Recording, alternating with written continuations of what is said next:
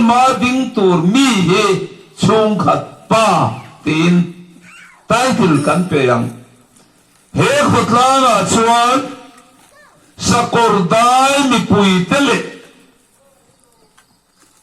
sakordai mi pui tele pathian lal ma lang tlang hana dingam sakordai vi si tur ka zong in omem ati nani omin tingamem chuai lian fetin councila soilu tila silung council member a inin candidate in tlinga atang tu chu mi puyan niya an khan san chu an ai o sakordai mi puile silung council le pathian lang maeng lai poding ngam tur iniem ti khani mi pui tamuna ka dungot mai ke ni anga thutak thudik soi ngam hi allo kalin ka ringlo india pemele kandena khatiang agarulang taka law ma ding suwa thu soi mi ni tlatlo kan siem kanena chutiang mi so ni tlatlo do clear zoram mi pui kum som le kum nga min fila tu fin te bung som le pakwa chang som ni pani chiar vek ulen ho huna enge soi do soi ai chuan do he ai chuan rethei adu omzo bible thiang limin atiani chuwagin zoram mi pui te ate beretanga lian bertheng de na zpm thucha chu keini chuan corruption te sarkar na kan siam don kan tiani kan emele candidate mi somli te hian corruption le pro e ro kative long tin thuanin tiam vetani kini campaigner ngei te po himma ni sumsen vekinani kan campaign ni biar tambera chuan athen chu balulok te sachek zuar te huan sam te ro re chu te in kan unit anil lawa engatan ngen ban kan candidate ti hau tak lo na nan tiani so ni kalphung thar kan tlanga pui ram ro re na pathian ram tum din kan du san suni unita singa noi khatata bloka noi nga da campaigner ten zunen sanen meisiane na vote an zong te hi pathian ram melmani hei hiti bo kan duani sakordai mi puito HBC le zpm ya thuthung kan sia khan ke hin mading hi inai oding kania kha thuthunga khan ri nom tura pathian minga intiam kan ni zpm chuan danglam kan tum danglam ngam turin thutiam pathian lo ma kan sam vetto kum ngacham lal hi kan khel lo re renti hi sakordai mi pui kan sia tir du cheuni kum nga kalau lal venga min vote tu kan block ruai tu kan group ruai tu te contractor lo ka peang ti zpm in kan tu manilo kum zalo ka tura kan tu le fa te tual le nan zoram thar siam kan tu mani cholung phum kan tu mani chu tur chuan sarkar tha sarkar dik lang tlang mi pui sarkar din tur hian kan tuak dan hi achiang dim tur ni kan ti tok mai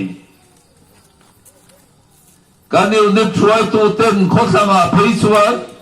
ku va huan sa minan na tla nga ku vatla enge ni esterile khabuang mai khan buto azong ang khan ku vatla ten sara an khala so ten candidate in sen so phuruk na nan tho khoman sami somle pariat khan Josepha buzem kantia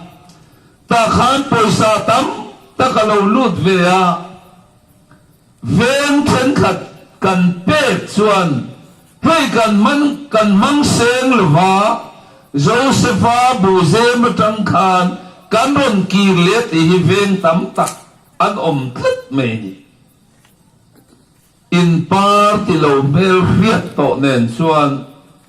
Zoram People's Movement hiso anin ang lo tapot may ni kirle su soilo kongresa te suan an paipon zela sang nile somle patruma khan Chief Minister Bill Champai not le sauta khan Mizoram alal Chief Secretary khan hote kai kakal de lu kalve te bintia min soma kakalve Chief Minister no puimit tui titlatu su poisa ka pesuak tam lutuk to kamang ang ti tui lo soya so tila chuan naktu ka kakal don thau poga in siata kan soya nga lo sin sia ula nakina puso no na soy khatak takaniem ti ilafin fianga sang ni som patum election na nito kel kan ven thar chuan noi som le palin kal le theye emene vet kania anti tlat me sumi vabetur chuan tu temon tiran beitonga himin tiran tuma kay susut yang angatir si kanilove tin kalau changani engating emenep ni si emenep candidate ne na nuay som palin mi voter som sari lekinan demand ti kaizo na nitase asa nangalso kan blok suay to tenan som bukan hoboka Puzoram tanga buang va in contract zong an thoka anze sibin min pal phula heti ang vote hian sak na kan nei to lo kan vote an tu chuan chung kwa engamosa intel khom kan nia noi som pali minon pero se anti mak me ato pa chuan a toy zong in ka vakal ve nge he naktu ka kahan mule vek do na chuang ho chu an zaum khop mai som boka ho boka khatiang anga roi tu te nan tia wang khan an lung ni lo ni te mot hen ni reng lo kha mi te kha sutiang zong kan ngai tua chuan kan zorama politics dan chiang lin thlen tir hi pathian ram zia ani ati in keni zpm chuan so thong chu kan huan ta ram tina thu kan soya kan va ka kan kala bai min lo chuan sak chuan kan lo ani lo chuan midang ti hau tak lo zongin polan to ma kati hau tak lova ati yang khan tu ma ti hau tak lova ram rong bo tu ra in pe kan nia nisina khan kan general secretary pulau sungnu wana soya he kan motor ron ken te hi putluangan alea ti hian kan local tok maya tau sepal ta ila ama na seng soanga partia reimbursement poisa bile mo enga mo kha tum te ren po ni se zpm in kan nei lo re Sutiang chunga ram siam kan tum chana chu ka soyang khan kum zalo kal turatan hian voinia zanina hian dik nain rinom nain tak nain thorim nain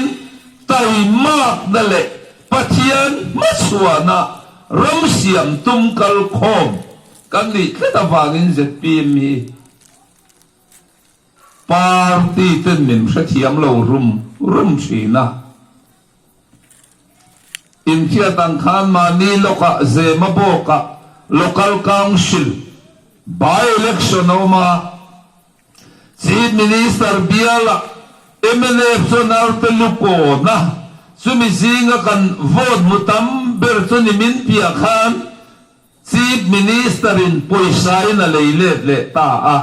mak tisu khapa kha congress atanga ZPM local zanthum chauria ka tu ka suak le mayin khatiang kha lom ram belma mani hlut na le dik na po hum him ngam lo khapa tang ka sum ngai na sual tin reng bulani ti siarkan zia sungin khoma siarkan zia mi de sukatiang kha an peng ve ZPM sung kwa tang point mak kan ti lo lalpan min thifi ma kan valom kan ti sel ni chuwangin zanina hian hei kan soi dua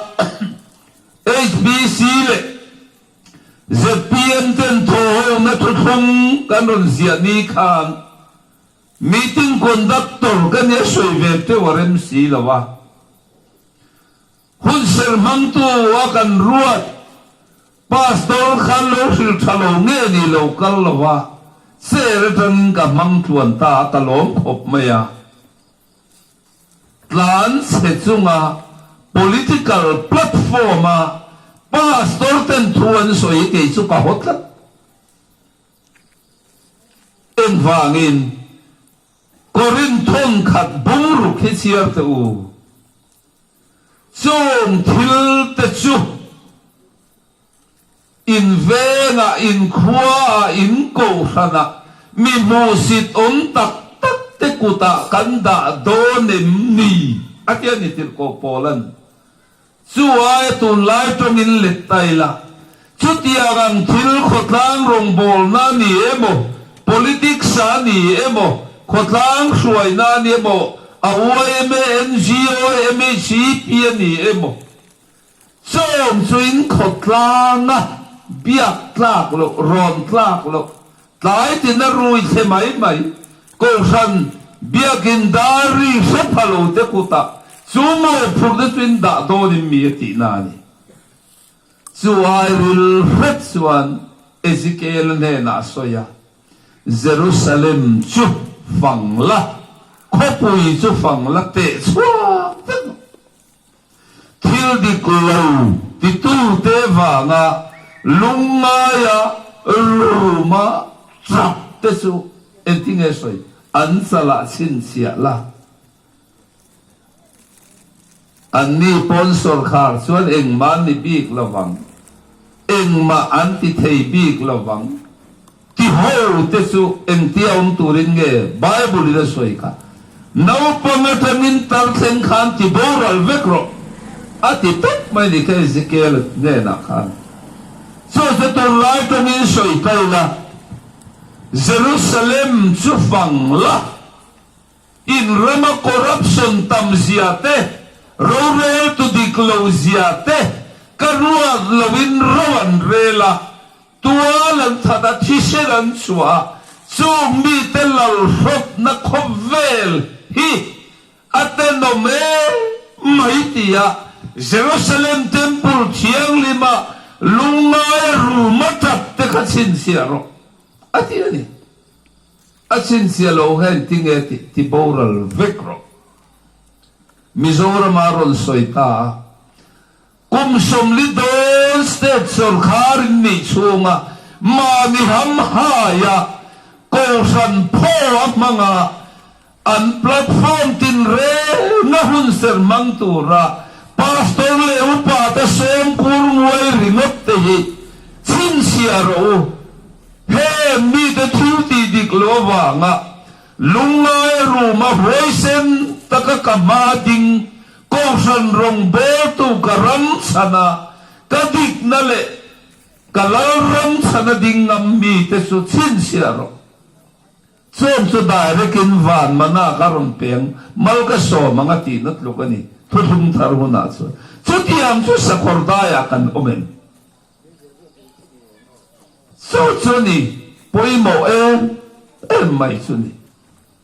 hun serkan mga lomom kop mai tiliam le remote yan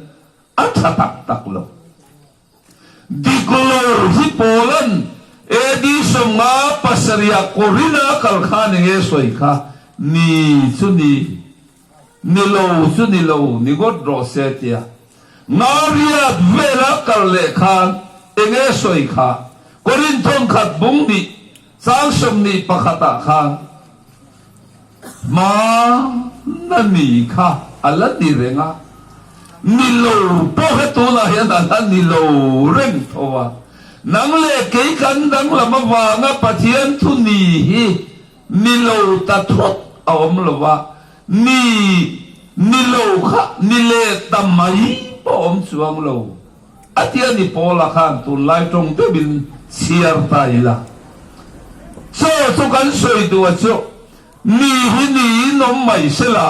ni lo hi ni lo vi nom reng ro se ati ang hian pathian thuin min sil ang hi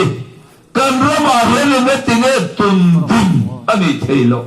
tu mo ne arun titani tir ko pola chuan so vanin ZPM su kanin fui na chuan kan dang lam tu rani kan tiani dikna kan tananga mi zong ai kan thok rimanga so kan tho rim na ra su kan tu le fa local tur ten amal som na andomilan sang tu rani ti kanin sirtir ta nani Tuan HBC ne na kan tho ho na thu thunga khan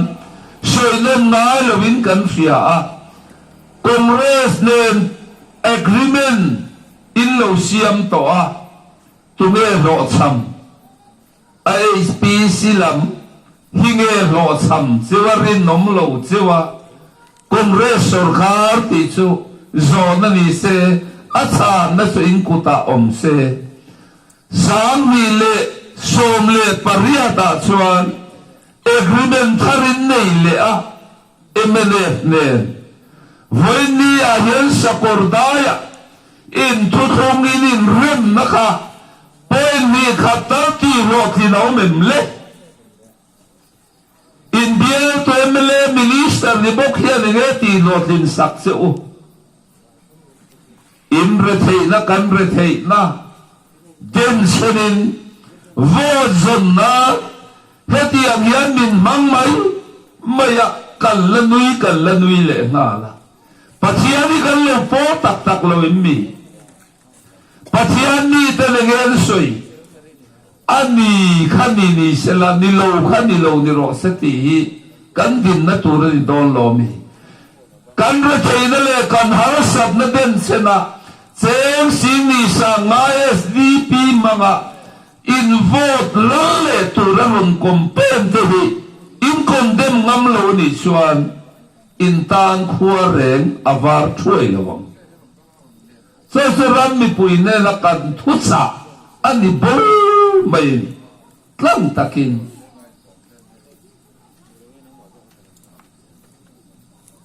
bar khopuyelia sakordai kaduan mi puin tlema kasoy tumpoy kasoy lo pha toning kasya kay marma pa kaniya kapuzon sumo kan silang seu nangiyang may nilo ten muala at lang valaya EFCI kongsan upa orten aniya tuna kian kumsum kuale panga mangmeka Bible voice ani at siyar suwak to Pathian biakin an voi khat ma kalamut lo ajen rong pui ga ti khopa kapu chu upa vil luna renka enia khobung nam ania apu te su pachuau ania aron refugee ve ai zola engmo chen kalo kola khovela ngai san ber su doctor upa pc biak siamani a kauna upa lo ni sia kazuk len pui chu pubiak siam kumsom ni pathum kanin upa orden kanitoa Pathian biakin an voi khat ma kalamut hulo kamut huton lo tulen kumsom kuale pangami kania refusing Mizoram ahe katu te kianga kalo kala kamel imwa ibel kamui kalom le mai ile khaziak zong zemi ka chiar chuak vekto Bible voi zemi ka chiar chuaka zemi pakhat na King James Version ilelin thar parikan siar lenga hei katupa ni bok kama pa ni bok zolun sa na hian min present hatia biak siaman dan kan pe yang setia te tange a sumi na soi so hei ni em lai main mar nam hi do ha kan dingai lo tinge kongres surkarin inin rem na khan rin tlak olo anti cheu tuna emenet ne rin rem lea rin tlak olo anti chewa naktum naktiba vot kan thak dona lang ber hinni aron tile chewa inlo oile ringota luang khi chen hin ang mai hi mar nam anong ngai re ne mar nam thun thu hin seril lein ka ringa patling kum som sari chunglam som li som ngao mulan soi khom ka cha khop maya hem sakor dai te sang khat zaria som ruk vela chon tu tenge lua kha siang sapawa tha do te sin lua dai mar pasal tha te pasal that zia te han se cha hom khop mai no pam te ni sen se phasi lawa chu tiangan taka Mizoram tu na kanan soi khi ta sial kal tlang thana he mi kwal zong zong he eng wa Mizoram ni nge ni tha do pasal tha sial zapawa van chong pasal tha pakhara pachuao nam pasal tha sun lupuyate bar pasal tha te sa chua vakasin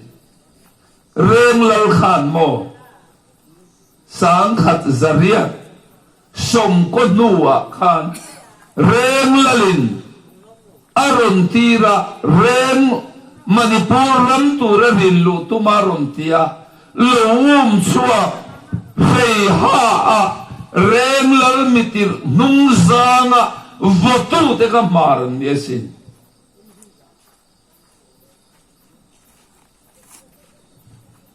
wangin tu tene mo luang khi chengin ang mayamin mu na hinore kan du ni ZPM le HBC in rem na tutlong hian he mi khon takin ngai to ula ka du mani NC Hill sa buai na lo chua ka di masa le kat nen kan buaya asang te Mizoram kanunaw te non tlan luta khati laya mud mo po tu alawa buai puitu khakania khati laya Mizoram la berchip secretary HV Elwin akha Reverend Cinema pa kha kachia na niya a sam len du te sam len dan arukin kan ngai tua a ho du te saron phai an ho na tur train le bus ngai tua tu kha kania kati la khan sai pu ben lo mut pu mai mai ani mai the nang ni chu tu na Manipur kan buai le ti ro kan ro lu ke phei chuan voi duai lo tong trai na ne na rong ka bol na mun EFCI biakin te ICI biakin langgol king new cheko na mi te kang varan ni mai te ke chu thir po ka thir du le ne pathian biakin a kan thut thleng te chu kanan duat te lul nen ti ro auto rexo le rexo pustana thut na lan mang ta mei te king zong song ki tu va ga theng nge ni ram ro re na fel diklo biren sina ro re na va ga theng ni biren sina thu mai ni lo sen thala bi ze pi va ga theng ni hen sum sang te ngai tu a phoi ngai tu a ro phun takin ngai tu ilang chuan ro re sakin kanom lo tu tir ko pola ni ti kha kanunaw ten David Tria aluan tan na pulo ka ten kay su camping ka na ito sa kung area te kiyan rong ka bola kang po pite kan filmay may tenso kang po pite hero koro piyan niya sin sanga luwa sumrugle pakwa ka miso volunteer zali zangatel an manasidat zela le nokong zela tang tulad niya sipay konvoyin hilama kalay telawa Manipur lama vekan kala kang puak pinuhoy dengan soy sakat zakwa somruk pakwa ka dengan soy infien an soy su kan ram kan nam chana pasal trahuay sen hiyan suti main kakhuan kakhuan pal klang lawangan tiya kampo pinuho su kimi kampo bis bazara kien zatel kolaya kompuya antuwa sipay konvoyan ding taa konvoy komandar tuan enge indua intut atiani anni chuan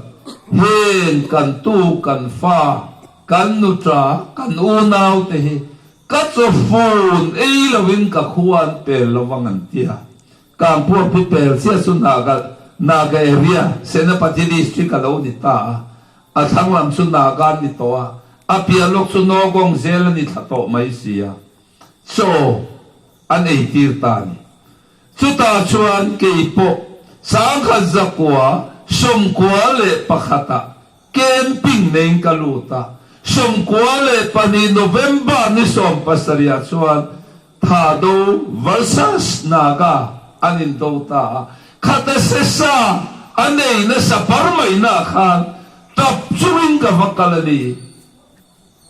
una to indo lowang tisen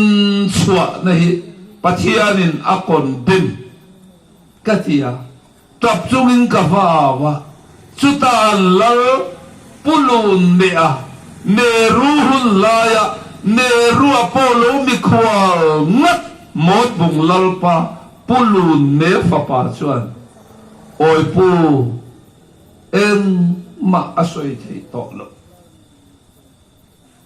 kan ti lo chuan adik to si lo sesa kan lo e to min ngai dam ro min trong trai sakla min tiani kapa thi po khan mot bunga chuan kapa tuam na puani puan za le som sari sai pi khu brigot po an lo da kho mani chu tiang kho pha tha do zinga rong bola tlang tlave kania kan soi chua chan chu chung zong so to na sai khu le ria te kang puak pi ria te kamen lok te he ta suk nu area David triak mar aluan tan na khuwa te khaka ngai to ka mitla ti yan sai phu ma in ka chiang de ya o sakordaya in ka chiang de ya sakordaya ka voi ni local na ne ko kher ka bo ma ya in khuwa lo pui via wani to na kan si minister ni be khia sarkar ma sa khan kapu khongai takin NSCNIM hong tu pa ai ra mui ba ne na inin mo na tu thai la na hian he thui soi ro sang ka za ko som ruk paruka sakbika rong luya naga nem thian sawi tan kan nia chuta chuan